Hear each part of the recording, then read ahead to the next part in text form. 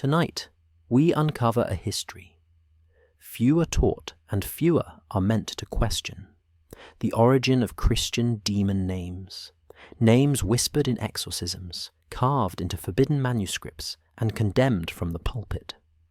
Names the Vatican knows not as myth, but as history. These were not invented by superstition or fear. They emerged from ancient languages, rival religions, suppressed texts, and theological decisions made behind closed doors. Some were once angels. Others were gods of older worlds, rewritten as enemies of heaven. And their transformation shaped how good and evil itself would be defined. But tracing these names was never encouraged. Those who tried ran into sealed libraries, censored books, and doctrines designed to forget what came before. Because if demon names have human origins, then so does the power behind them. So before we descend into the archives of belief, take a moment to like the video and subscribe. What you're about to hear was never meant to survive. They appear suddenly, not with wings of gold or glowing halos, but as strangers in the desert, men of light, voices in dreams. In the oldest sacred texts known to Western civilization, they are not called angels the way we imagine them today. They are called malachim, messengers. They do not come to perform miracles or grant wishes. They arrive with warnings, instructions, and sometimes terrifying power. Before angel magic, before rituals or hierarchies, before medieval grimoires or Vatican archives, there were only these encounters, and what they meant was never entirely clear. In the Hebrew Bible, which scholars date to texts written and compiled over centuries, beginning around the 12th century before Christ, the idea of angels emerges not as divine beings to be worshipped, but as agents of communication. They are not gods. They are not humans. They operate in a strange in-between world, where the message matters more than the form. In the Book of Genesis, 3 strangers visit Abraham under the oaks of Mamre. They speak as men, yet their message comes from God. Later, in that same book, an angel stops Abraham from sacrificing his son. It is not explained how the angel appears or how the voice is heard. It just is. This ambiguity is deliberate. It keeps the focus on obedience, on awe, on the mystery of revelation. In the story of Jacob, an angel wrestles him through the night until dawn. The figure has no name, no clear identity. Yet, after that struggle, Jacob is given a new name, Israel, meaning one who wrestles with God. Here the angel is not a gentle guide, but a challenger, almost an adversary. In the book of Exodus, an angel goes before the Israelites to guide them through the wilderness, a presence sent to protect.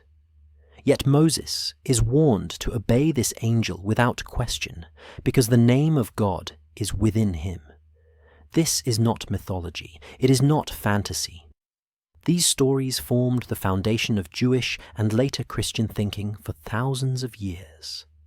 And in all of them, the angel is never the destination, only the delivery system, the messenger. But over time, people began to ask questions. Who were these beings, really? Were they separate from God or part of Him? Could they be called? Could they be controlled? In ancient Jewish thought, especially after the Babylonian exile around the 6th century before Christ, angels began to multiply in the texts. Named figures like Gabriel and Michael appear. They take on specific roles. One brings messages, the other leads heavenly armies. The Book of Daniel, written around the 2nd century before Christ, is one of the first texts where we see angels acting not just as messengers, but as cosmic agents fighting behind the scenes of history. This is where the line between divine service and something else begins to blur. By the time of the Second Temple period, which ends in the 1st century after Christ, angels had become far more than messengers. They were thought to live in ranks, to have names of great power, and to reveal secrets.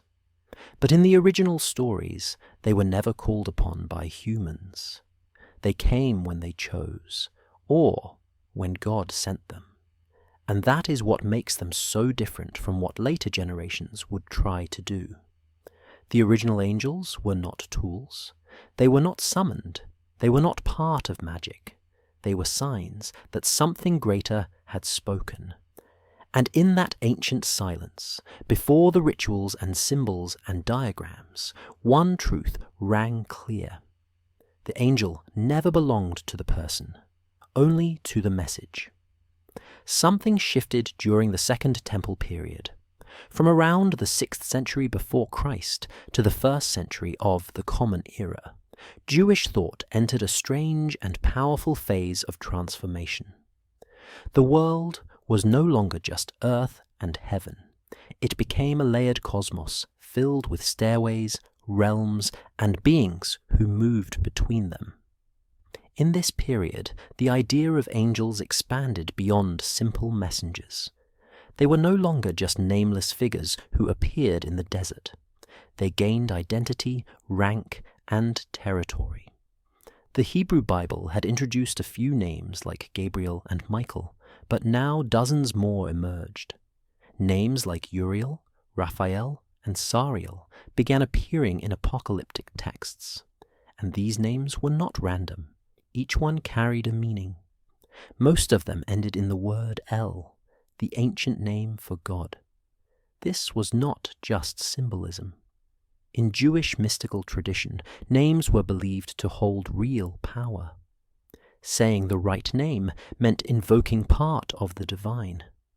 This was the beginning of something that would later be called angel magic. But it did not start with spells. It started with vision. Many of the writings from this time are what scholars call apocalyptic literature. They describe visions of heaven, journeys through cosmic halls, encounters with armies of angels, and strange secrets hidden in the sky. The Book of Enoch, which was not included in the Hebrew Bible, but survived in Ethiopian tradition, is one of the most important of these. In it, the prophet Enoch is taken by angels into the heavens. He sees the Watchers, a group of angels who fell because they gave humans forbidden knowledge. He sees calendars of the stars, records of the righteous and the wicked, and layers of heaven that are guarded by terrifying angelic beings. This was not fiction. These visions were meant to explain the real world, why evil existed, why the righteous suffered, why the stars moved the way they did. And in all of them, angels were central. They were guardians, scribes, gatekeepers, and sometimes even judges. The heavens were imagined as a temple with many chambers, each level guarded by different classes of angels. Some with faces like lions, others covered in eyes, others surrounded by fire. The names of these angels began to appear in prayers and hymns, not as magic, but as part of worship. But the line was getting thin, because once people believed they knew the names of angels and the structure of the heavens, the idea naturally followed. Could you call them? Could you speak their names in a certain way and ask for help? Could you learn the routes through the heavens like a map? Could you unlock the gates? These were not questions the temple priests answered, but in underground writings and in the hands of mystics, they were asked again and again. The Second Temple period did not invent angel magic, but it gave the world the blueprint, a cosmic system filled with ranks and passwords, a heavenly bureaucracy that looked more and more like something a person might one day try to enter. Not by faith, but by method. And from that point forward, the idea of calling angels would never be fully erased. There is a book that was once widely read, then buried, forgotten, and later declared too dangerous for inclusion in the Bible. It is called First Enoch, and in it lies one of the oldest stories about the corruption of heaven and the punishment of angels. But hidden within that story is something even more unsettling: the idea that knowledge itself can be a crime. First, Enoch was likely written between the 3rd and 1st centuries before Christ. Though it is not found in most versions of the Bible today, it was known by early Jews and Christians, quoted by church fathers, and preserved fully only in the Ethiopian Orthodox Church. The reason it was excluded may be simple: it said too much. At the center of the text is a group of angels known as the Watchers. These angels were meant to observe humanity, but instead they crossed the line. They descended to earth, took human women as wives, and taught mankind things they were never meant to know. According to the text, these angels revealed secrets of heaven, secrets of war, enchantments, astrology, cosmetics, metalworking, and root cutting. One taught the signs of the stars. Another taught how to use herbs. Another taught how to make weapons. And suddenly, what began as a heavenly mission turned into an act of rebellion. The world changed. Violence spread. Giants were born from these unions. And for this crime, the Watchers were punished. They were bound in darkness, sealed away until the day of judgment. The story does not just show angels falling. It shows what happens when divine knowledge enters human hands too early. And that theme is what echoes across history. The problem was not just the angels, it was what they gave away. This is where the tension begins. In First Enoch, knowledge is power, but power given without permission becomes corruption. And the tools that were meant for good become dangerous. This idea that not all knowledge should be shared becomes central in later religious thought. It shaped how the Church viewed books, rituals, and even science. When angelic knowledge is portrayed as sacred but forbidden, it creates a boundary. On one side is revelation, on the other is heresy. This is why First Enoch became controversial, because it made people ask where the line is, who gets to decide what knowledge is divine and what is dangerous, and more importantly, what happens when someone crosses that line. The story of Enoch himself is also mysterious. In the Hebrew Bible, Enoch is a man who walked with God and was taken away. In First Enoch, he becomes something more, a human transformed into a heavenly scribe, a man who visits the realms of angels and writes down their secrets. He's not punished for learning, but he is set apart. This creates a strange paradox. The same text that warns about forbidden knowledge also celebrates the one who receives it, and that duality will haunt every later tradition about angels and magic.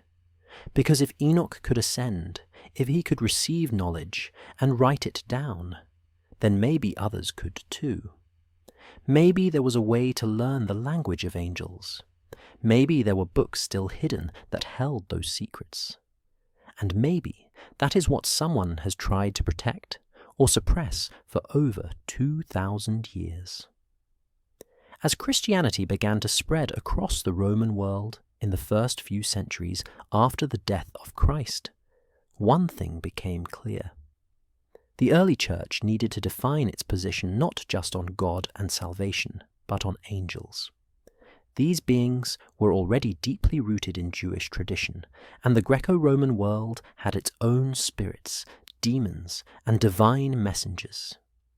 If the church was going to survive and grow, it had to draw clear lines. It had to say what was holy, what was dangerous, and who had the authority to speak about the invisible. Angels were accepted. They appeared in the Gospels, delivering messages to Mary, Joseph, and the shepherds. They ministered to Jesus. They stood at the tomb. Early Christian writers did not reject angels. They absorbed them. But they were careful. By the 2nd and 3rd centuries, leaders like Origen and Tertullian began to warn against uncontrolled contact with spirits. The idea of speaking with angels was not forbidden, but it had to be done the right way, through prayer, through humility, through the church. Any attempt to bypass that structure was labeled as dangerous, even demonic. In other words, you could believe in angels, but you could not summon them. This was the key difference.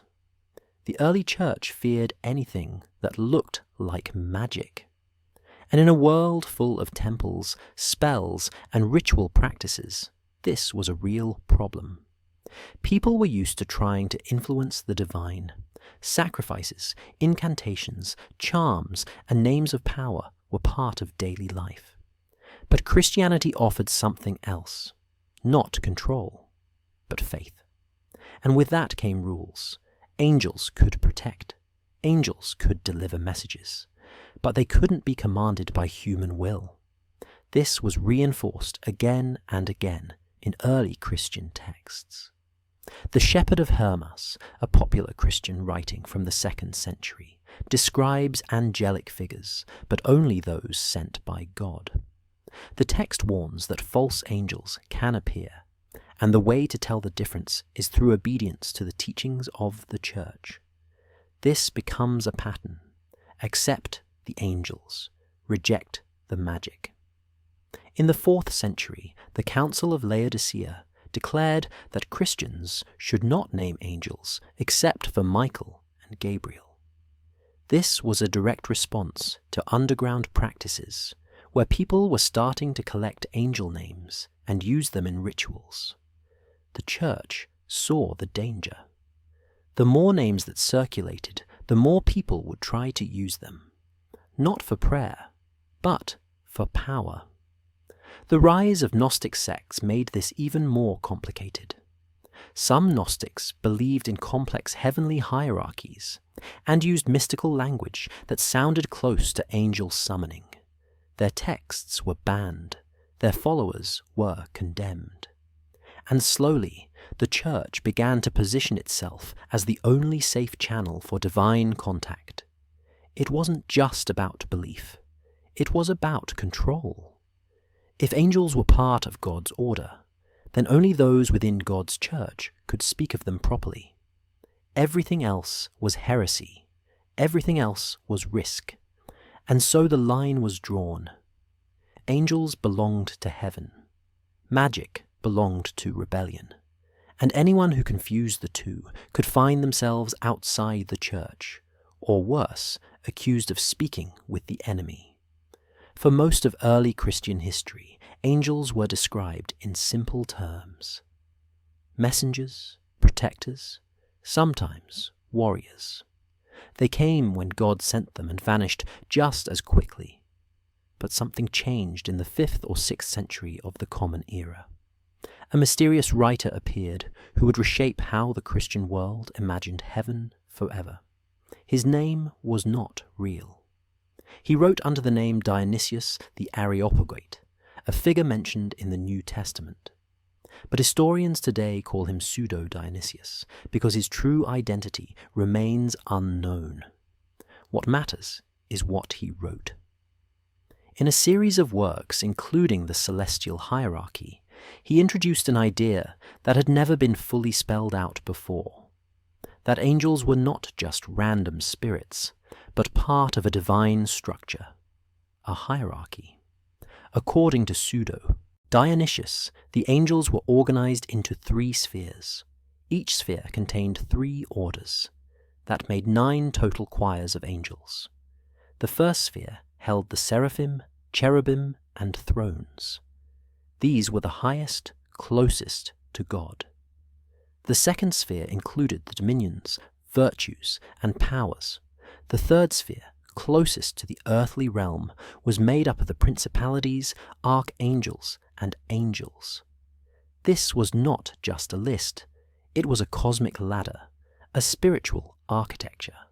And once it was introduced, it spread quickly. Monks, priests, theologians, and even artists began using these angelic ranks in their work. Stained glass windows, painted manuscripts, and liturgical writings were filled with these names. It became the standard way of thinking about heaven. But here is the strange part. The Bible doesn't list 9 choirs. It names some types, like seraphim and archangels, but it never organizes them.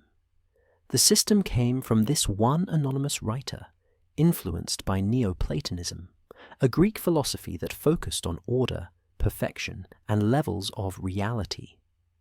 Pseudo-Dionysius believed that all things in the universe flowed downward from God in stages, and angels were the channels through which divine light moved. Each level of angel carried light to the one below. Humans, at the very bottom, could receive that light if they were properly aligned.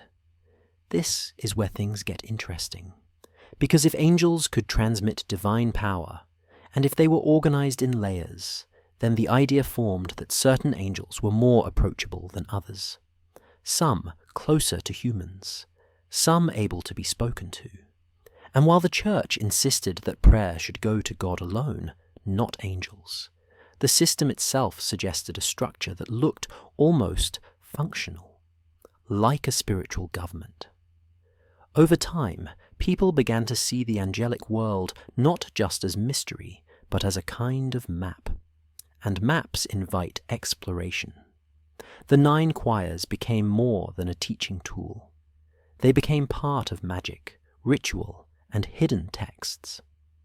By the Middle Ages, angel names and ranks were written into spells and invocations, not because they were meant to be, but because the structure invited it.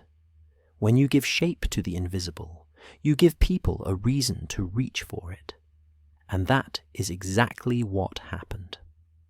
One anonymous system, written under a false name, became the blueprint for how angels would be understood for the next 1,000 years. There was a way to speak of angels that the Church would not only allow, but encourage. Not through secret rituals or private incantations, but through liturgy, public prayer, sacred music, psalms and blessings, spoken aloud in churches across Europe. In a world where summoning spirits was condemned, liturgy became the safe and sanctioned space where the names of angels could still be spoken. From the early centuries of Christianity, worship became more than just a gathering. It became a structure, a rhythm, a calendar. And within that structure, the Church embedded references to angels that would shape how people thought about them for centuries. In the Roman liturgy, one of the oldest and most widely used forms of worship in the Western Church, angels appear not as independent powers, but as witnesses to divine glory. The Sanctus, a part of the Mass, is directly lifted from the Book of Isaiah. Holy, holy, holy, Lord God of hosts. The phrase God of hosts was understood to mean the armies of heaven, the angelic choirs. And so every time that line was sung, worshippers were placing themselves alongside the angels, not to control them, but to join them. This was the key difference. The Church taught that humans couldn't command angels, but they could align with them. This idea shaped everything from architecture to music. Cathedrals were designed to echo heaven. Monastic chants were meant to sound like the voices of angels. And saints, especially Michael the Archangel, were venerated as defenders of the faith. Prayers to Michael became part of standard devotion. He was seen as the protector of souls, the warrior who cast Satan from heaven. but always through God's power, never by his own. By the 8th century, the church calendar included a feast day dedicated to Michael. Later, other angels like Gabriel and Raphael were included, especially after their roles were expanded in later scriptures and church tradition. Liturgical texts, approved by bishops and theologians, began to include invocations not just of saints, but of the angelic hosts. These prayers were not considered magic. They were not hidden. They were repeated openly, written in Latin, chanted by monks and priests across Christendom. In doing so, they reinforced a controlled form of angel interaction, one that was always within the bounds of church teaching. But underneath this approval was a subtle message. Angels were real. Angels could hear.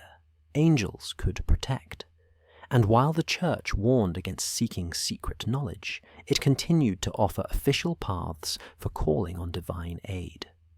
Through the Psalms, through the litany of saints, through consecrated rites.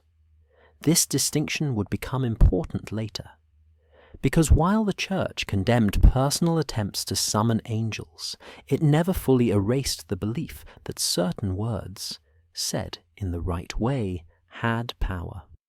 And the people, listening week after week to the same sacred names, learned that even within the church's control, the idea of angelic presence was more than just metaphor. It was near, it was structured, and it could be called upon, if only in the proper way.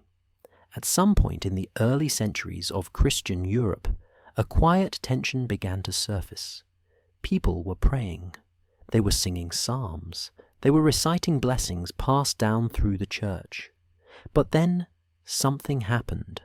Some began repeating those prayers in a certain order, at a certain time, with certain expectations. And slowly a question started to emerge. When does a prayer stop being a prayer and start becoming something else? Where does devotion end and magic begin? In late antiquity, between the 4th and 7th centuries, Christianity was still defining its boundaries. The Roman Empire had adopted the faith, but local customs and older traditions did not vanish overnight. People still wore charms, carried amulets, and believed in the power of spoken words. Even among Christians, there was a belief that reciting certain verses could protect from demons, illness, or storms. And in some cases, they did not just believe it, they expected it. This expectation changed everything. Because when someone begins to think that a prayer always produces a result, that prayer is no longer just an offering, it becomes a tool. In other words, it starts to act like magic. The church tried to draw a line, but that line was hard to keep clear. A priest might bless a house to protect it from spirits. That was considered holy.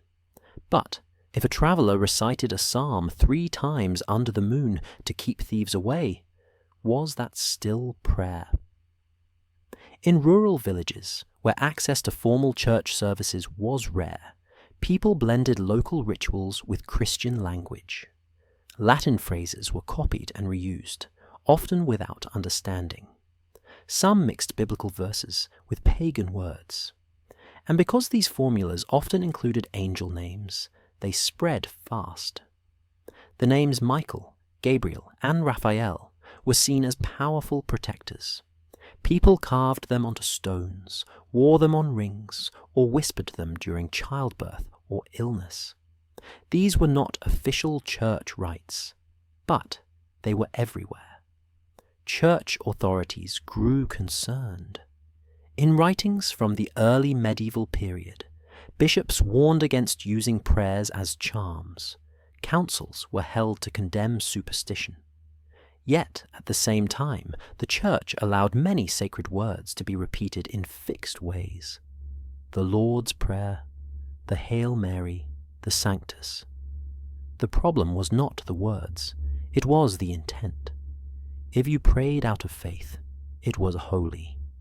But if you prayed expecting a guaranteed effect, it became something else. That distinction was nearly impossible to enforce, especially when both used the same language. This is the blurry space where angel magic first began to grow, not in rebellion against the church, but within its shadows. A formula repeated one way was liturgy, repeated another way, it was sorcery. And in a world where few could read and most learned by memory, the difference often disappeared. As time went on, these contested practices would multiply. Some would be condemned, others would be absorbed. But the boundary itself would never fully disappear. Because once you believe words carry power, the temptation to shape reality with them never goes away. In the centuries after the fall of the Western Roman Empire, something unexpected happened. As cities crumbled and roads fell silent, a different kind of structure began to rise. Monasteries. Built from stone and discipline, they became the new centers of thought in a world that seemed to be forgetting. Inside these quiet walls, monks did more than pray. They copied. For hours, each day, by candlelight or the pale glow of morning, they sat in scriptoria, rooms dedicated entirely to the act of transcription. At first, they copied scripture, Bibles, psalters, commentaries. But over time, they began to copy other things too. Works of medicine, geometry, astronomy, and logic. Ancient Greek texts translated into Latin, Roman law codes, and sometimes strange writings that no one fully understood. These copies would become the only reason we know many ancient texts today.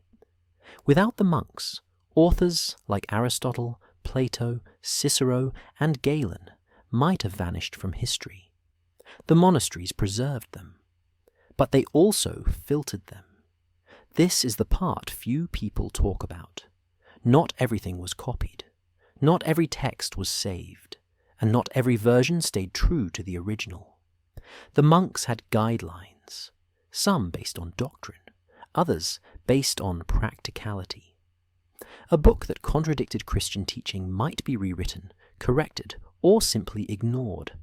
A text that dealt with angels in a way that seemed too strange or magical might be edited or hidden. And so the act of preservation became a form of control. Knowledge survived, but only in the shape that the church allowed. Some monasteries became famous for their libraries. Places like Monte Cassino in Italy or St. Gall in what is now Switzerland held thousands of manuscripts. But access to those texts was limited. Only certain monks could read them. Fewer could copy them. And even fewer were allowed to decide which texts mattered. Most people in medieval Europe never saw a book. They never held a page. The knowledge of the world, including angelic law, lived in ink and vellum behind monastery walls. It is important to understand what this means. The monks were not just copying words, they were copying worlds. Every text they preserved shaped what the next generation would believe about science, the stars, the soul, and yes, angels. The names, the ranks, the functions, all of it came through manuscripts. And what did not survive in those pages was forgotten, or worse, deliberately erased. We know from fragments and references that some texts dealing with spiritual beings were lost. Some were condemned. Some survive only in translation or in marginal notes scribbled in the sides of other works. And yet, because the monasteries preserved so much, they became both guardians and gatekeepers. What they chose to save would define how heaven was understood. What they left behind would fall into shadow.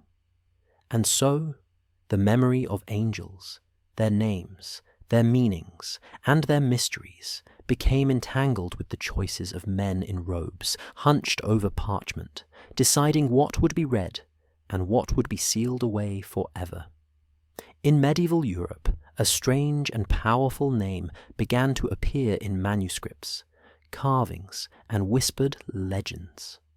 Solomon. Not just the biblical king known for wisdom, but a figure wrapped in mystery, magic, and secret power.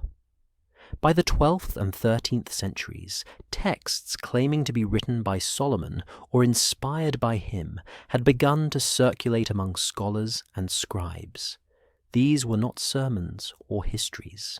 They were manuals, instructions, ritual guides for interacting with spirits and angels. The legend of Solomon controlling demons with a ring and a seal came from older Jewish and Middle Eastern traditions. One major source was a text called the Testament of Solomon, which likely took shape in late antiquity.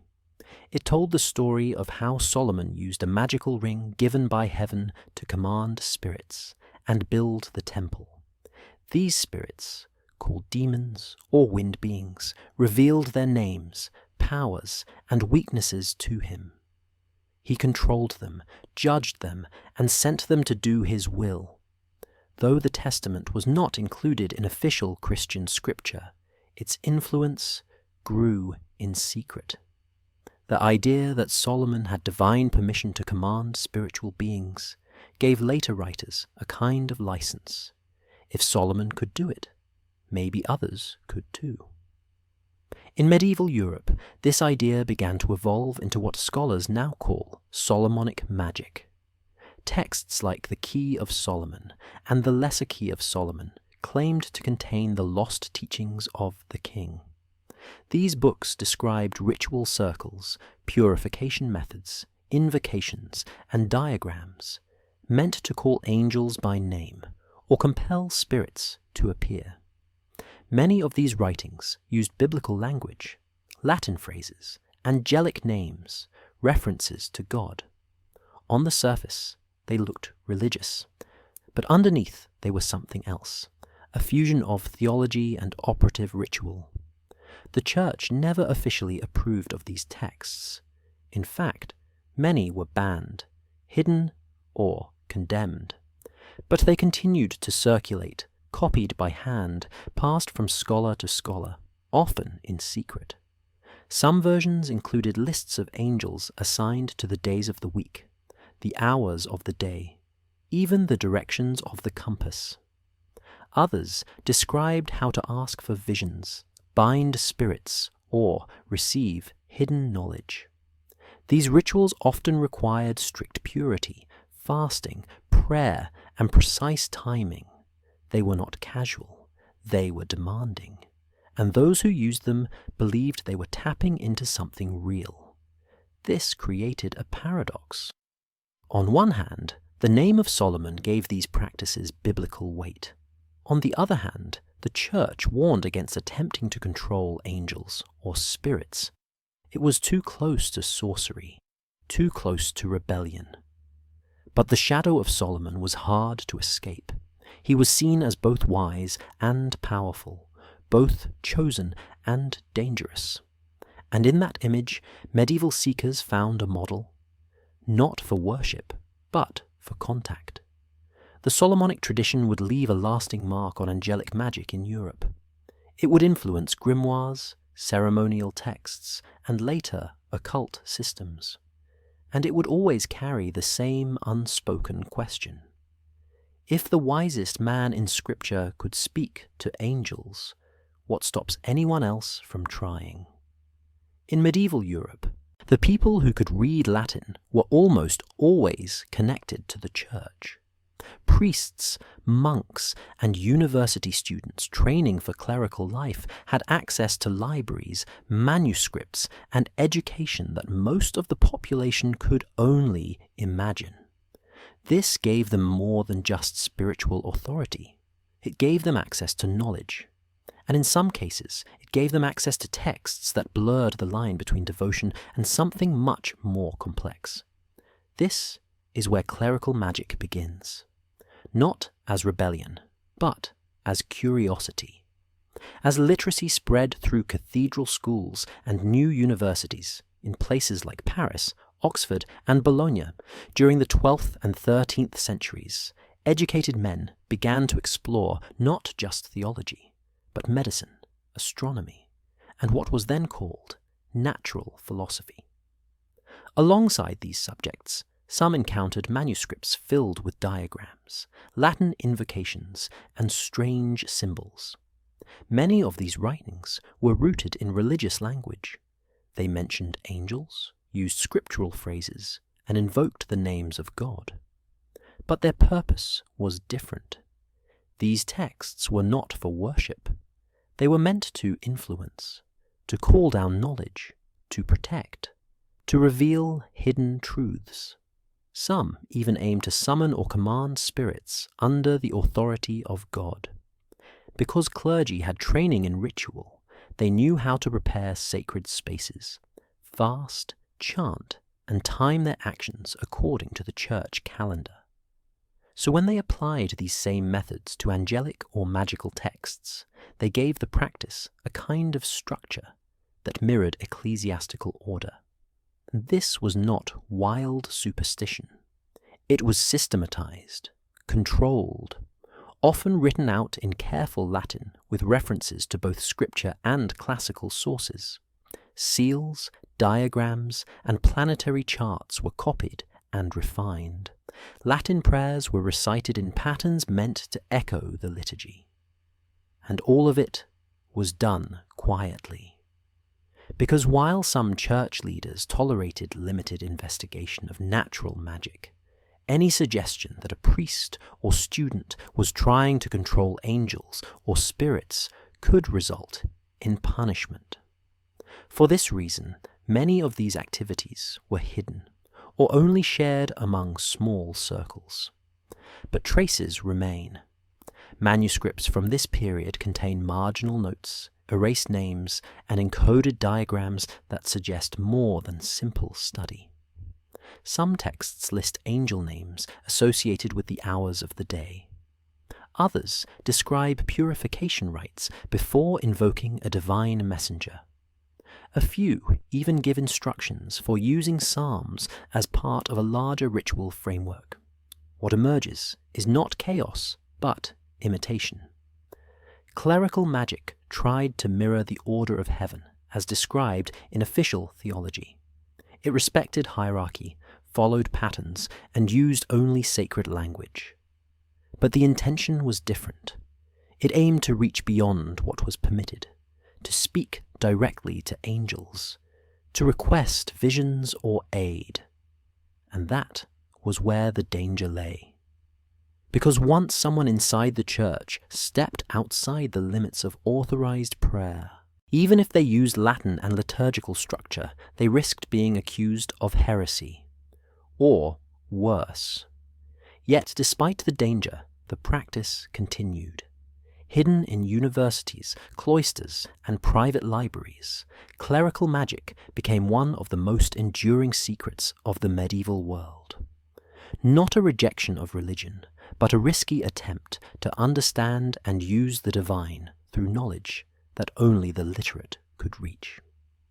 In the 13th and 14th centuries, as fear of heresy and witchcraft began to rise across Europe, a strange text appeared that claimed to do something no other book dared.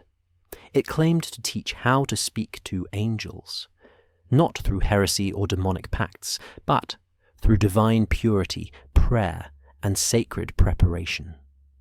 This book was called the Sworn Book of Honorius, and it remains one of the most mysterious ritual manuals of the medieval period.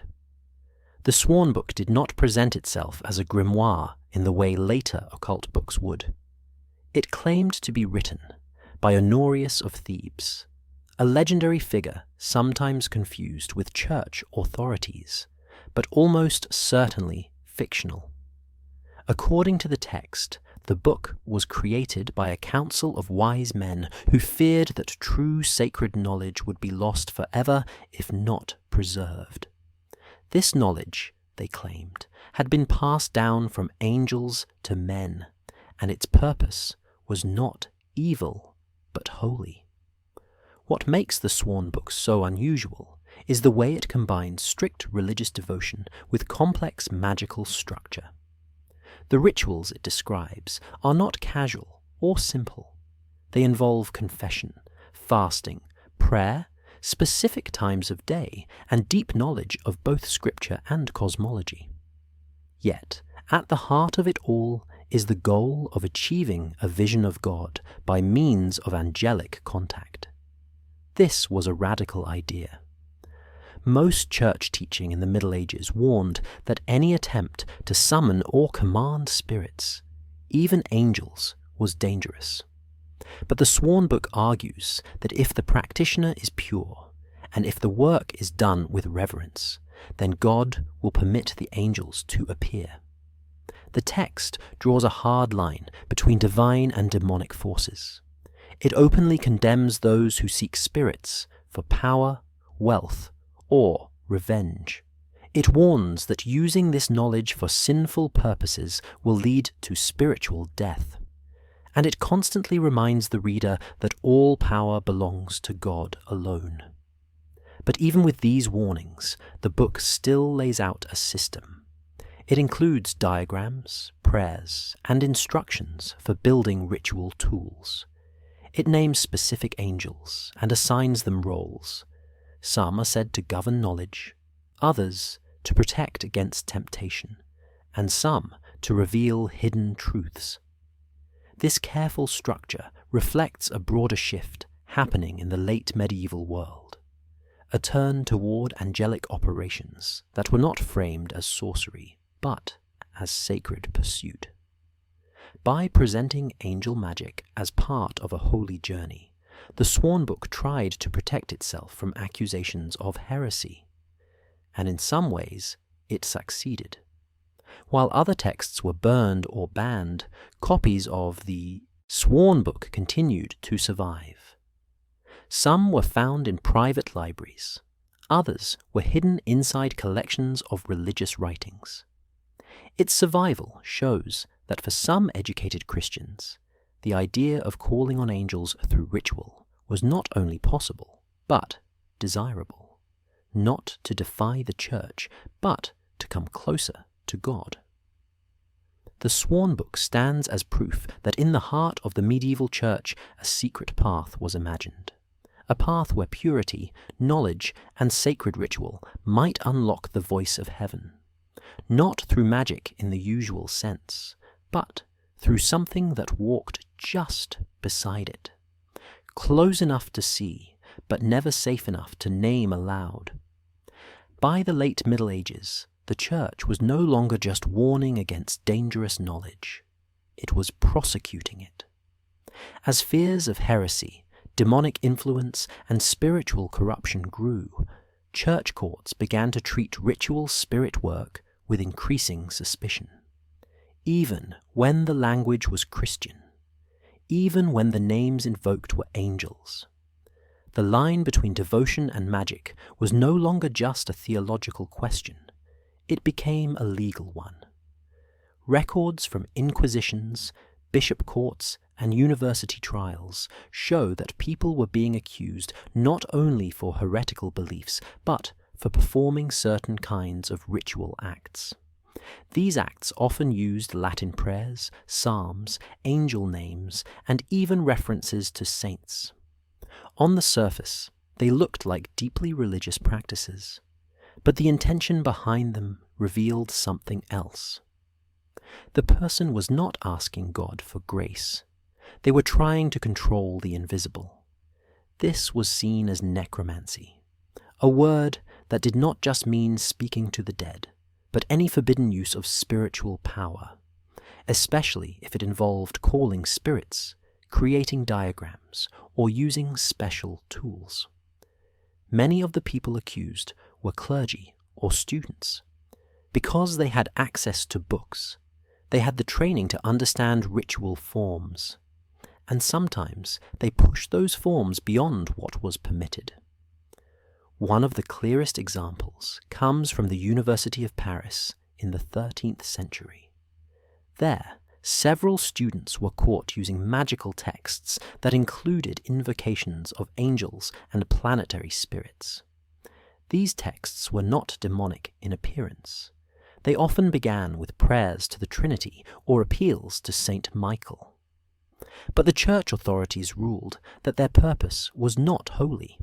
It was operative, designed to influence the world rather than submit to God. In England, similar cases appeared in church court records. One cleric was accused of using a psalter to perform divination. Another was found with a book that combined Christian prayers with astrological charts. In both cases, the defense was the same. The men claimed they were simply using religious tools to gain insight or protection. But the judgment was harsh, because the intention was seen as wrong, even if the language was sacred, even if the names were from Scripture.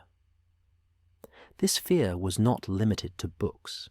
People were condemned for wearing angelic names on charms or inscribing them on walls. Some were punished for repeating psalms too many times in a row, believing the repetition gave them special power. The church wanted to make one thing clear. Words do not work because you say them enough. They work because God permits them to. And any attempt to force that permission was treated as a threat. Theological critiques supported this legal crackdown. Scholars like Thomas Aquinas warned that calling on angels outside of prayer was spiritually dangerous. Others argued that even good spirits could be tricked, or that demons might disguise themselves as angels. So while angelic language remained part of worship, its use outside official liturgy became a risk that could bring not just suspicion, but trial, confession, and condemnation. In the eyes of the church, true prayer came from humility. Magic, no matter how sacred it sounded, came from pride. And pride, they believed, was the oldest sin of all. During the 12th and 13th centuries, the rise of universities in places like Paris, Oxford, and Bologna led to a new kind of thinking. It was called scholasticism, a method of learning that used logic, debate, and deep study of religious texts to answer big questions about the soul, the cosmos, and the divine. Among the most debated topics was the nature of angels. What are they? What can they do? And more importantly, what can humans actually know about them? Theologians like Thomas Aquinas, Albert the Great, and Bonaventure wrote detailed work exploring angelic nature. They agreed that angels were real, that they were created by God, and that they existed outside of time and space as purely spiritual beings. But from there, the debates grew complex. Some argued that angels could move through the physical world, others that they only appeared in visions. Some believed angels had their own languages. Others said angels communicated through direct mental impressions. These were not just curiosities, they had consequences. Because once you believe that angels can influence the world or speak to the mind, the next question becomes whether humans can reach out to them, and whether such attempts are safe. Thomas Aquinas, writing in the mid-13th century, made it clear. While angels can appear in visions or dreams, any human attempt to contact them outside of divine will is spiritually dangerous. He warned that demons can disguise themselves as angels, that the devil could use partial truths to deceive, and that even if an angel does appear, the vision might not be from God. Bonaventure, a Franciscan thinker, agreed in part, but left more room for mystical experience. He believed that deep contemplation and holiness could lead to true visions. But even he warned that not all visions are divine, that human imagination can be tricked. The key issue for these scholars was control. If a vision is given by God, it is safe. If it is sought by force, it is prideful. That pride, they argued, opens the soul to deception. This is where their teachings aligned with the Church's fears, because many medieval books that claimed to summon angels also promised power, insight, or protection. And the very act of trying to force a divine response was seen as sinful. The debates extended into questions of language. Could certain names or prayers compel angelic presence? Could rituals or timing increase the chances? Most scholastics said no.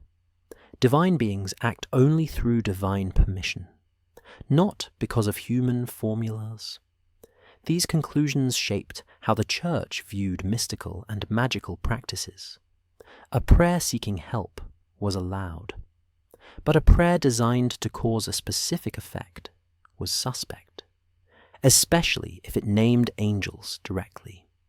This careful line between devotion and control became the standard, and for hundreds of years theologians would repeat the same warning. Do not seek to command what belongs to heaven, because the moment you try to force the invisible to appear, you risk calling something else, something that may not leave when asked. During the Renaissance, a wave of new thinking swept across Europe. Artists, scholars, and scientists began to rediscover ancient texts and reimagine the structure of the world. This movement, called humanism, focused on the potential of human reason, the dignity of knowledge, and the harmony of nature. In this atmosphere, a new approach to angelic understanding began to take shape. Some thinkers believed that angels were not just spiritual messengers, but intelligences that governed the movements of the heavens and the patterns of reality. They wanted to separate angelic knowledge from the fear and superstition of medieval sorcery. They called it a purer form of angelic science. One of the leading figures in this movement was Marsilio Ficino, a 15th century philosopher and priest based in Florence. He translated the works of Plato and the Hermetica into Latin, and believed that angels were part of a divine chain of being. For Ficino, angels represented a middle ground between God and the human soul.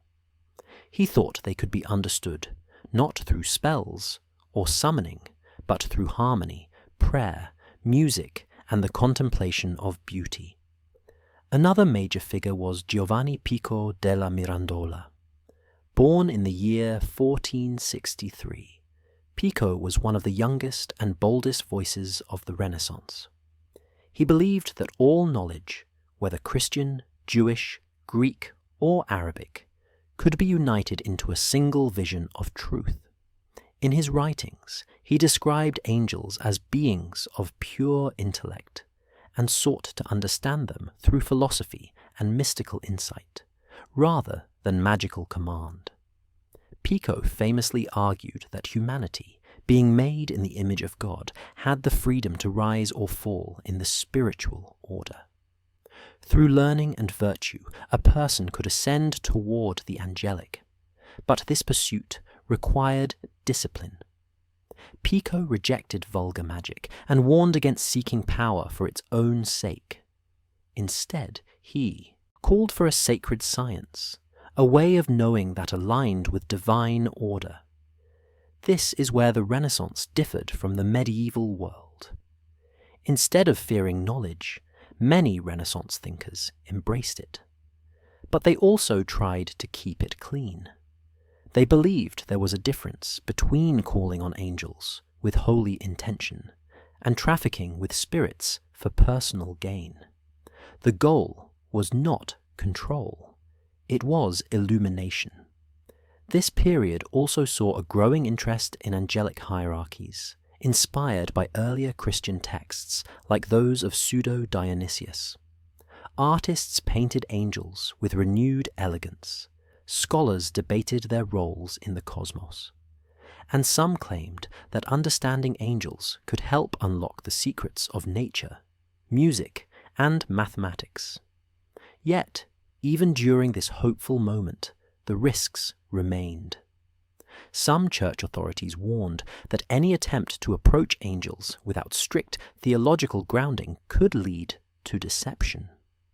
Others feared that behind the language of purity, older magical traditions were still hiding. But for many Renaissance humanists, the pursuit of angelic wisdom was not about breaking rules. It was about restoring harmony. They believed that if humanity could tune itself to the music of the spheres, the angels wouldn't need to be summoned. They would already be near, present in the beauty of reason, the clarity of truth, and the silent intelligence woven into creation itself. In the late 15th and early 16th centuries, something unexpected happened in the Christian world. A group of scholars began studying Jewish mystical texts, not to discredit them, but to learn from them. This movement would become known as Christian Kabbalah, and it would reshape how Western thinkers understood angel names, divine power, and the structure of the cosmos. Kabbalah, in Jewish tradition, refers to received knowledge. It includes teachings about the inner nature of God, the creation of the universe, and the hidden meanings within sacred texts. At its core are ideas like the 10 Sephirot, which represent aspects of the divine, and the use of specific names and letters as tools for meditation and spiritual ascent. When Christian scholars like Giovanni Pico, Della Mirandola, and Johannes Reuchlin encountered these ideas, they saw them not as threats, but as keys. Pico believed that Kabbalah held ancient truths that pointed toward Christ. Reuchlin, writing in the early 16th century, argued that Kabbalistic wisdom confirmed Christian theology and could be used to defend the faith. But what they also brought with them was something more subtle, a new way of speaking about angels. In Jewish mystical texts, angels are often connected to divine names and the energies of the Sephirot. They act as channels or bridges between the human world and the unknowable light of God. Their names, built from Hebrew roots, often correspond to specific functions or paths of ascent. Christian Kabbalists took these names and reframed them within our Christian worldview. They connected angelic hierarchies to the Sephirot. They used Hebrew names for God in new prayers and rituals, and they explored the idea that certain letters and combinations could open spiritual doors. This created a new narrative for angelic contact, one that was not about commanding or summoning, but about aligning, about reaching up through layers of divine order. This approach influenced magical texts as well. Renaissance grimoires began to include Hebrew names of God, angelic alphabets, and Kabbalistic diagrams. The Tree of Life, a visual symbol of the Sephirot, became a common feature in Western esoteric writings. Some thinkers believed that each sephira had its own angels, colors, and meanings. This blending of Christian theology with Jewish mysticism created a complex space. On one side, it deepened spiritual exploration. On the other, it raised questions about where prayer ended and hidden power began. The Church watched these developments with caution. While some parts of Christian Kabbalah were accepted as theological reflection, others were condemned as too close to magic. Yet, the influence remained. By the 17th century, Christian Kabbalah had spread across Europe. It shaped thinkers in Italy, France, Germany, and even England. And through its lens, the idea of angel magic was reframed once again. No longer only about summoning or rituals. Now it became a story about language, light, and the hidden structure of the divine. A story where angels weren't just messengers, but reflections of a cosmic pattern that could be glimpsed, if not fully grasped, by those who learned to see. In the late 15th century, a German abbot named Johannes Trithemius stepped into one of the most complex spiritual debates of his time. Born in the year 1462, Trithemius was a Benedictine monk, a scholar of great learning, and a man deeply fascinated by language, secrecy, and spiritual power. He is best known for a mysterious work called the Steganographia, a book that would confuse and alarm readers for centuries. On the surface, the Steganographia appeared to be a treatise on angelic communication. It described how to send messages across great distances using the names of spirits, planetary hours, and secret formulas. It claimed that certain angels could deliver letters invisibly. That information could pass from mind to mind with no physical contact. That a pure soul, using the right structure, could speak without words. To some, this sounded like sorcery. To others, it looked like advanced science disguised in spiritual language. Trithemius insisted that his work was not magical, but mathematical. He claimed that the angelic names were just a code, a way to hide real messages inside religious language. And in later years, scholars did find ciphers hidden inside the text. But the deeper question never fully went away. Was he simply writing about cryptography? Or was there something more? Trithemius lived during a time when magic and science were not always separate. The lines between prayer, experiment, and ritual were still being drawn. And so his writing, even when it used Christian symbols, triggered suspicion. Some early readers believed that he was revealing forbidden knowledge. Others thought he was protecting sacred truths from corruption. His work was banned in some places, but it was also copied, studied, and quoted by later thinkers who would shape the Western magical tradition. What made the Steganographia unique was not just its content, but its structure. It was layered. On one level, it looked like angelic invocation. On another, it was encryption. And on yet another, it hinted at a philosophy of spiritual ascent, where the soul could bypass earthly limits and connect directly with higher realms. Trithemius also wrote about the idea that certain forms of knowledge had to remain hidden, that divine wisdom should only be shared with the worthy. This idea echoed older mystical traditions, but it also raised alarms, because secrecy, especially when tied to angels and invisible powers, often looked like an attempt to control. That was the danger, and that is why his work sparked debate. Was he practicing pious science, using logic and language to explore the divine? Or was he disguising magical operations behind religious symbols?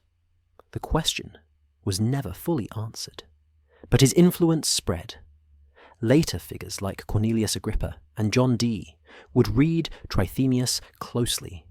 They would build on his ideas, expand them, and bring angelic communication deeper into the world of ritual. Trithemius did not claim to summon angels, but he suggested they could be spoken to, and in doing so he reopened a door the Church had long tried to keep closed. A door between the seen and the unseen, between language and presence, between human thought and the mind of heaven. In the early 16th century, a man named Heinrich Cornelius Agrippa published a work that would change the way Europe thought about magic, angels, and the hidden laws of the universe. Born in the year 1486 in Germany, Agrippa was a soldier, physician, theologian, and scholar who travelled widely across Europe, collecting knowledge from libraries, monasteries, and secret circles. In the year 1533, he published his most famous work, the 3 Books of Occult Philosophy. This book attempted something few had dared before. It pulled together religious ideas, ancient philosophy, astrology, alchemy, angelology, and Kabbalah into a single system. Agrippa called it occult philosophy, meaning the hidden wisdom behind the visible world. In his vision, everything in creation was connected. Planets, plants, stones, animals, words, and numbers all carried spiritual meaning. Angels, he believed, were part of that structure. Not just messengers, but intelligences that governed the stars, the elements, and even human thoughts. Agrippa drew heavily from Christian theology, but he also used Jewish mystical sources and pagan texts. He described hierarchies of angels, each with names, functions, and associations. Some governed planets, others ruled over hours of the day or signs of the zodiac. To Agrippa, knowing these correspondences was not superstition. It was understanding the architecture of divine order. He believed that through prayer, moral purity, and intellectual study, a person could align with these angelic forces and receive guidance, strength, or insight. But he warned that this path was not for the proud or selfish. Misuse of names or rituals could lead to delusion or spiritual danger. At the center of his system were divine names. He believed that names held power because they reflected spiritual truths. The Hebrew names of God, as found in scripture and Kabbalistic writings, were seen as keys to deeper realities. When spoken with reverence and purity, these names could connect the human soul to higher realms. Agrippa did not promote conjuring or commanding spirits. Instead, he framed his work as a philosophical and theological exploration. But his writing was bold. He discussed topics the Church often avoided, and he did not always clearly separate approved prayer from risky ritual. This led to controversy. Some praised him as a genius, others accused him of heresy. He spent parts of his life under suspicion and even imprisonment. Still, his books survived. They were copied, studied, and translated across Europe. They influenced later thinkers like John Dee, Giordano Bruno, and even early scientists who believed nature had spiritual laws. Agrippa's work did not open new doors, as much as reveal that the old doors had never been fully closed. Behind the prayers, symbols, and traditions of the Church, there had always been a deeper hunger to understand how the divine world interacted with the visible one. Agrippa gave that hunger a language, a system, a way of seeing the angels, not just as distant figures in Scripture, but as living forces woven into every part of creation. Forces that could be approached, not with power, but with wisdom. And in doing so, he created a legacy that would echo through both magic and theology for centuries to come. In the early 16th century, Europe entered a period of deep religious upheaval. The Protestant Reformation, sparked in the year 1517 by Martin Luther's 95 Theses, began to tear apart the religious unity that had shaped Christian life for centuries. As new denominations formed, church authority was questioned, and long-standing traditions came under fire.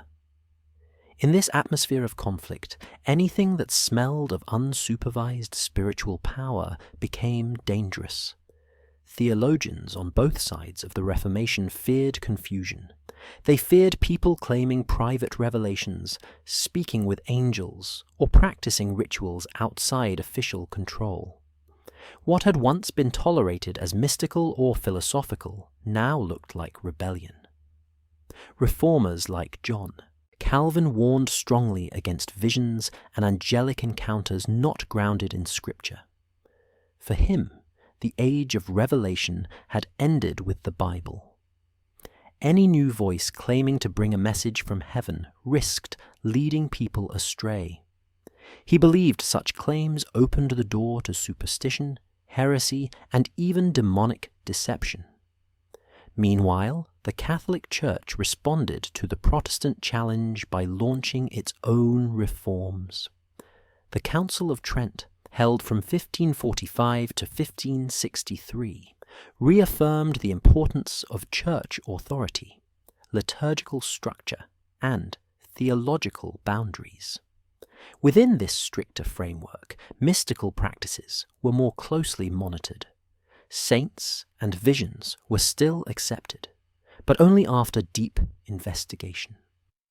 Anything resembling magic, especially involving angels or secret names, was met with suspicion. This fear of confusion was not just theoretical. It shaped real events. People who claimed to receive visions or hear voices from angels were interrogated. Their writings were examined. Some were condemned as heretics, while others were told to remain silent. The Church began compiling lists of forbidden books. These included works that dealt with astrology, ritual magic, and even some that discussed angels in too much detail. Protestant authorities did the same. The message from both sides was clear. Religious experience had to be supervised. Any private attempt to contact the spiritual world was risky, and those who tried were often accused of pride, madness, or deceit. This backlash also affected scholars and philosophers. Those who had once explored angelic hierarchies or divine correspondences found themselves walking a dangerous line. Some went silent. Others rephrased their ideas in more cautious terms. The dream of a purified angelic science, as seen in the Renaissance, began to fade. What remained was fear. Fear that the boundaries between divine and demonic could be crossed too easily. That the invisible world was not just mysterious, but unstable. And that without firm guidance, even good people could be led into darkness. This tension would continue to shape how angels were talked about in the centuries that followed. They remained part of Christian belief. But the idea of communicating with them directly, outside of prayer or church liturgy, was now surrounded by warning signs. Europe had entered a time of spiritual control. And for those who still sought hidden knowledge, the message was simple: stay quiet, or be accused of listening to the wrong voice. In the year 1559, the Catholic Church published a list that would shape the fate of knowledge for the next 4 centuries.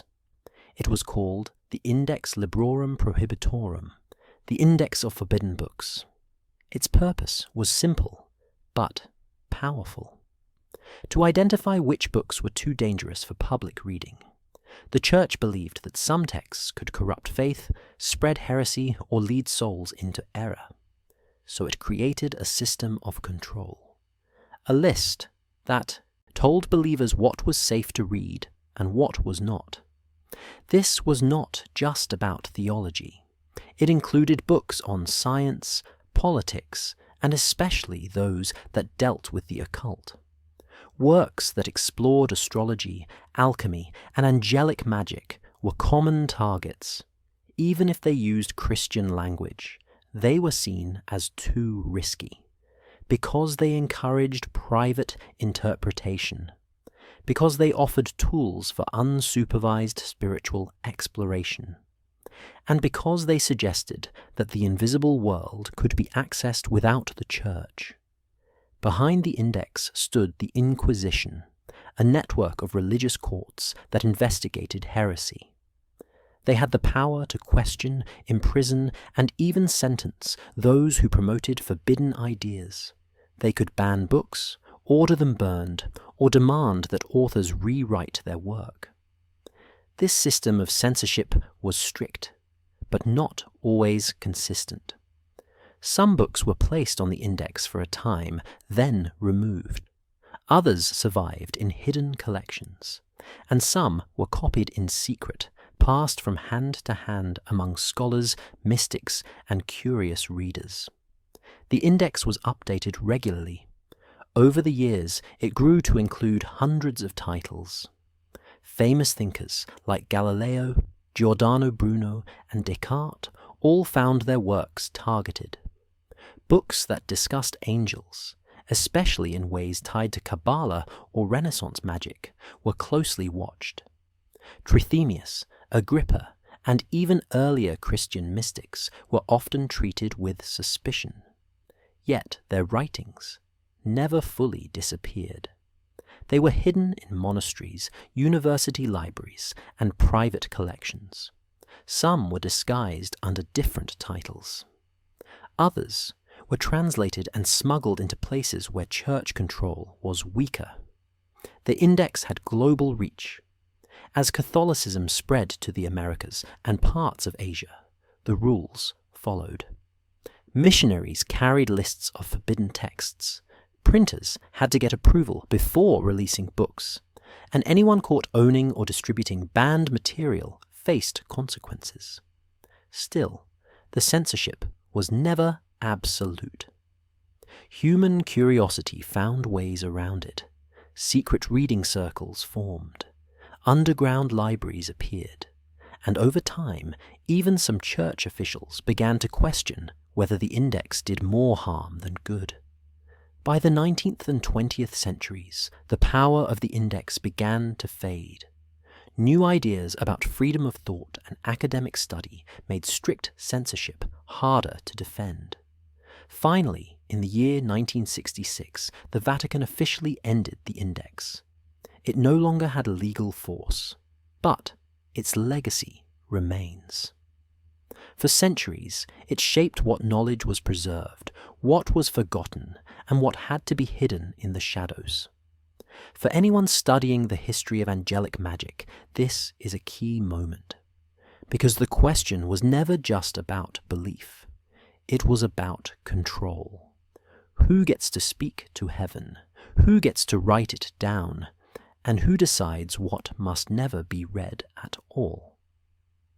The Vatican Library is one of the most secretive and heavily guarded collections in the world, but its origins are not mysterious.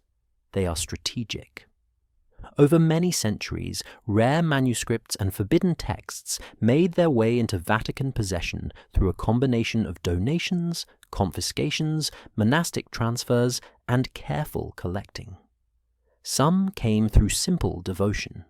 Wealthy nobles, cardinals, and scholars would donate books and scrolls as gifts to the papacy, believing it would earn them spiritual favor. Others handed over libraries after their deaths, knowing the Vatican would preserve what they had gathered. Some of these donors were collectors of unusual texts, including works on angels, alchemy, astrology, and mystical philosophy. Once inside, these works were catalogued, studied, or quietly locked away. A second stream came from monastic houses. For centuries, monks across Europe copied ancient texts by hand. When a monastery declined, was destroyed in war, or merged with another, its books were often sent to safer locations. The Vatican, seen as the center of Catholic authority, became a natural destination. This was especially true during the Napoleonic invasions, when many European religious institutions were dismantled. Entire libraries were moved to Rome to prevent loss or destruction. A third source came from censorship. When the Inquisition or church authorities banned a book or seized a manuscript, they did not always destroy it. Sometimes they archived it. These confiscated texts, considered dangerous or heretical, were kept for theological review or future judgment. Over time, they became part of restricted Vatican holdings. This included magical grimoires, Kabbalistic diagrams, and writings on angelic hierarchies that had been outlawed but never erased. Scholars knew these texts existed, but were often denied access. In the Renaissance, humanist collectors also played a role. People like Cardinal Bessarion, who died in the year 1472, donated Greek and Latin manuscripts to Rome. They were trying to preserve classical learning, but among these treasures were mystical and esoteric works too. Their donations helped build the foundation of the Vatican Library as we know it. By the time of Pope Nicholas V in the mid-15th century, the Vatican Library began to formalize. Shelves were organized, scribes were hired, and policies were put in place to control access. Not everyone could see every book.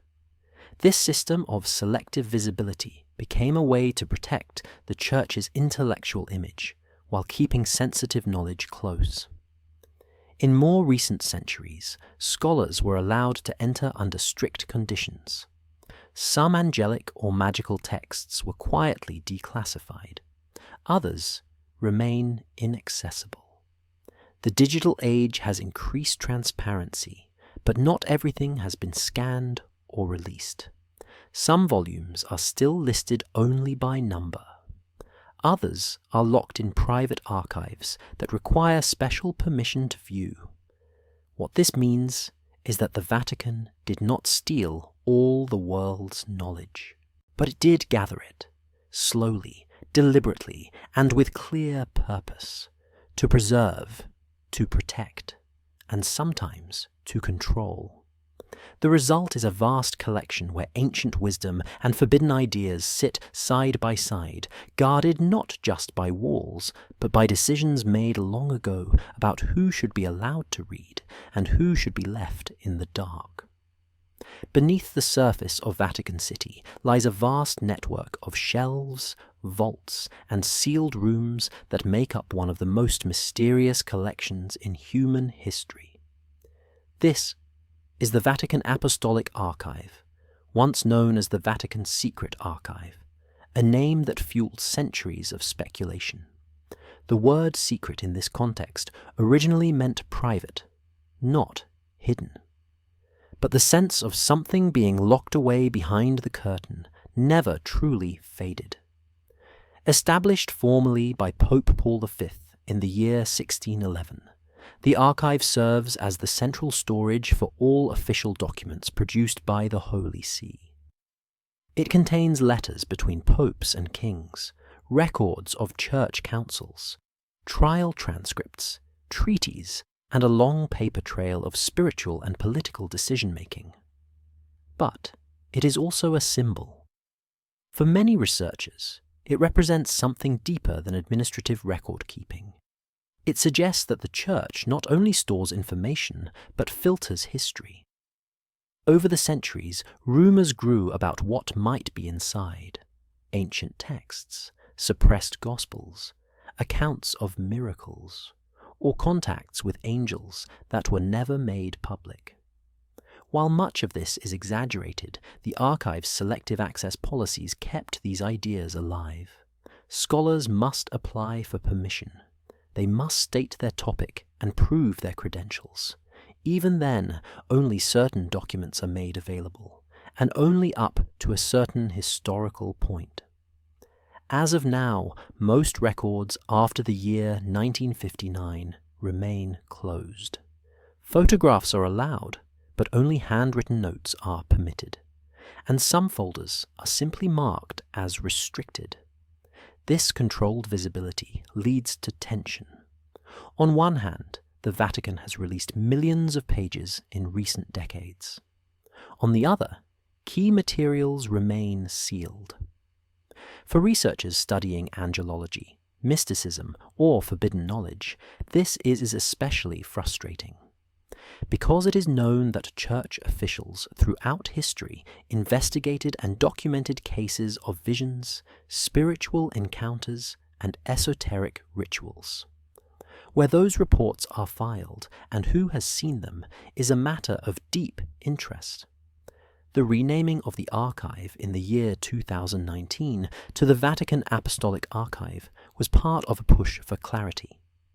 Church officials explained that secret was misleading, that they were not hiding truth, but preserving history. Still, the image stuck. A vast room locked away, a library of light and shadow, and a long hallway of cabinets that may contain documents capable of reshaping our understanding of spiritual tradition. In the modern age, as conspiracy theories flourish online, the Vatican Archive often finds itself at the center. But the reality is more complicated. It is not a vault of sorcery. It is a mirror of power. It reflects centuries of choices about what is remembered and what is withheld. And because of that, it remains one of the most symbolically charged places on earth. To walk inside is to walk into the memory of the Church itself. But not all memories are shared equally, and not all truths are ready to be seen. Some remain filed away behind the curtain, waiting for the right time or the right eyes to open the box. When people imagine what the Vatican knows about angels, they often picture secret rituals, hidden spells, or forbidden books locked behind stone walls. But the truth is more grounded and more powerful in a different way. What the Vatican truly knows is what it has kept. For centuries, the Church has acted less as a sorcerer and more as a custodian. It holds letters, manuscripts, catalogues, theological debates, trial records, and liturgical texts. These materials do not reveal a hidden spell to summon angels, but they do allow historians to trace exactly how angel beliefs and rituals have changed over time. The power is not in practicing angel magic. It is in understanding how people across centuries tried to. One of the clearest examples comes from papal condemnations. When church authorities rejected a specific ritual or book, they often explained why. These documents, many of which still exist in the Vatican's archives, provide clues about which practices were spreading, which angel names were being invoked, and what fears were guiding the Church's response. In this way, the Vatican preserves not just official doctrine, but also the shadows it pushed against. Another key source is the record of liturgy. Over time, official church prayers began to include more direct references to angels. Feast days were added. Saints were connected to heavenly messengers. Ritual language evolved. These developments are recorded in Vatican missals, calendars, and ceremonial instructions. Scholars who study them can see how the Church tried to shape what angel contact should look like, and more importantly, what it should not. The Vatican also holds the personal writings of major theologians, bishops, and inquisitors. Some of these figures wrestled with questions about angelic visions, private revelations, and the dangers of crossing into magical territory. Their reflections, preserved in letters or commentaries, help us understand how angel ritual was debated within the Church itself. What counts as divine contact? What crosses the line? These questions are not just theological, they are historical. And the Vatican has centuries of answers filed away. Even more fascinating are the catalogues. These are inventories of what books the Church owned, what it banned, and what it kept under restricted use. Through these lists, researchers can identify which texts on angels were popular at different times, which were tolerated, and which were feared. The catalogues reveal a hidden map, not of secret spells, but of intellectual control. They show what knowledge was considered safe, what was suspicious, and how that changed across time. In short, the Vatican's knowledge is layered. It is not about holding a single key to the angelic realm. It is about holding a library of decisions, warnings, adaptations, and quiet compromises. What makes it powerful is the continuity.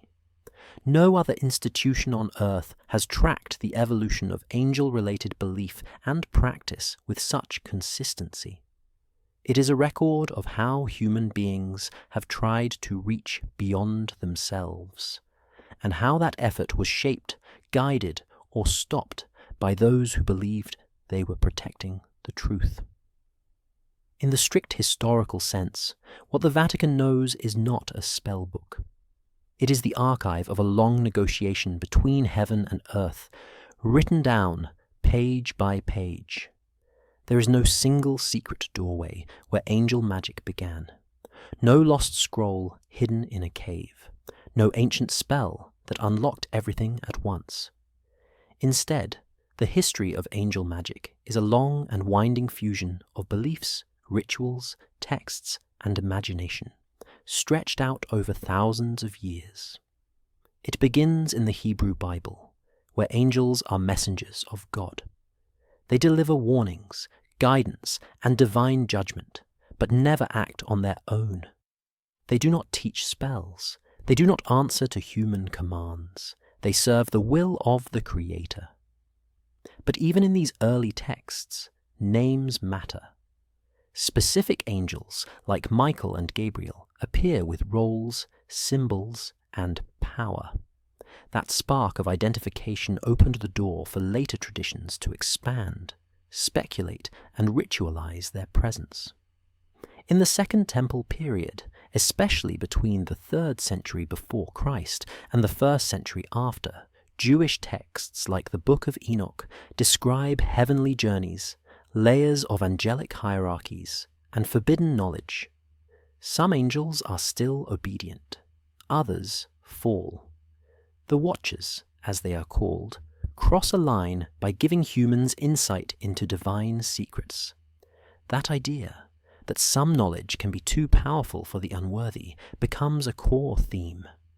As Christianity rises, it inherits both the reverence for angels and the fear of spiritual corruption. The early church allows prayers to angels, but warns against trying to summon them. At the same time, Greco-Roman magical traditions continue underground, blending invocations, symbols, and timing rituals that claim power over spirits. This fusion only grows in the medieval period. Monasteries become the guardians of ancient texts. Manuscript culture allows strange books to survive, even when the church disapproves. Ritual manuals begin to circulate with names, seals, and angelic operations that look very close to magic. Some are condemned, others are quietly copied. Thinkers like Pseudo-Dionysius in the 6th century give the church a formal angelic structure, 9 choirs in 3 heavenly spheres. Later, this blends with astrological and Neoplatonic ideas. Then comes the Renaissance. Suddenly, scholars recover lost texts from the ancient world. They mix Christian theology with Jewish Kabbalah, Arabic astrology, and classical philosophy. Thinkers like Agrippa and John Dee do not invent angel magic, but they give it new shape. They try to make it orderly, scientific, a form of divine communication rather than forbidden summoning. The names of angels are now tied to stars, numbers, and divine names. Rituals involve prayer, purity, geometry, and vision. What emerges is not sorcery in the old sense, but a spiritual technology, a system for approaching the divine with structure and awe. So when people ask where angel magic really started, the answer is complex. It is not a hidden event. It is a process. 1,000 small moments of blending. Bible stories meet mystical speculation. Jewish liturgy meets classical ritual. Manuscript copying meets Renaissance philosophy. The result is not one origin story, but many layered together. And that is what makes it powerful. It was not created by one person. It was shaped by generations who believed that something beyond the visible world was listening, and that with the right name, the right heart, and the right words, that world might answer back. If there is one question that remains after tracing the long and layered history of angel magic, it is this: who gets to decide what counts as divine truth and what becomes labelled as dangerous illusion? Because the roots of angelic ritual are not buried in some lost temple or hidden scroll. They are right in front of us, woven into prayers, hymns, and texts that sit at the heart of Western religion. Some parts are clearly theological, drawn from scripture and shaped by councils. Others are folkloric, passed through whispered stories, personal visions, or practices never approved by any official authority. And yet, for centuries, institutions like the Vatican have drawn lines between what is holy and what is heretical, between vision and delusion, between prayer and spell.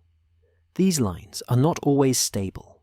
What was once condemned as superstition is sometimes later accepted as devotion. What was once praised as mystical is later banned as magic, and what is tolerated in one era may be feared in the next.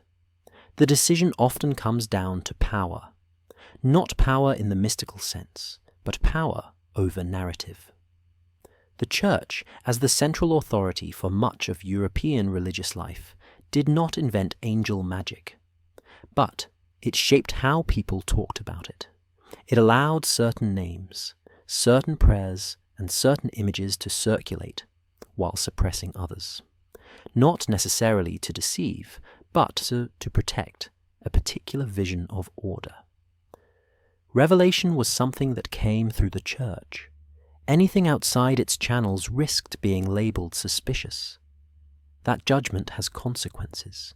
It affects which books are preserved, which practices are passed down, which voices are silenced, and which ideas get remembered as sacred, while others are filed away as fantasy or fraud.